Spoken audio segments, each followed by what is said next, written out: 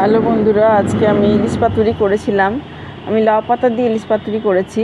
তো প্রথমে সর্ষেটাকে কাজু, একটুখানি সর্ষে পোস্ত দিয়ে, কাঁচা লঙ্কা এসব দিয়ে বেটে নিয়েছিলাম। নুন হলুদ দিয়ে মিশিয়ে তারপরে দেখুন আমি মাছগুলো কীভাবে সাজিয়ে নিয়েছিলাম সুন্দর করে, একটা একটা করে পরে কাঁচা লঙ্কা দিয়ে, তারপরে সব সর্ষে বাটা দিয়ে একটু বেশি করে আবার তারপর মুড়ে নিয়েছিলাম লাউ পাতা দিয়ে, সুতো দিয়ে বেঁধে নিয়েছিলাম। আর প্রত্যেকটাকে রেডি করে নিয়েছিলাম একটা একটা করে। তারপরে আমি তাওয়াটা বসিয়ে দিয়েছিলাম একটু তেল দিয়ে, সামান্য দুপলা। তারপরে সব সাজিয়ে দিয়ে আর চাপা দিয়ে দিয়েছিলাম। তারপরে 10 মিনিট যেই হয়ে গেল, খুব সুন্দর সেন্ট বেরিয়েছিল ইলিশ মাছটার। দারুণ লাগছিল সেন্টটা। তারপরে এই যে আমি তুলে নিলাম তারপর প্লেটে। আর খুব সুন্দর রেডি হয়ে গেল আমার ইলিশ পাতুরি আজকে লাউ পাতায় মুড়ে। আর আমার এটা খুব ভালো লাগে খেতে, ভাত দিয়ে লাউ পাতাটা মেখে মেখে। তা আপনারাও করবেন, দেখবেন খুব সুন্দর হয়। থ্যাংক ইউ ভিডিওটা দেখার জন্য।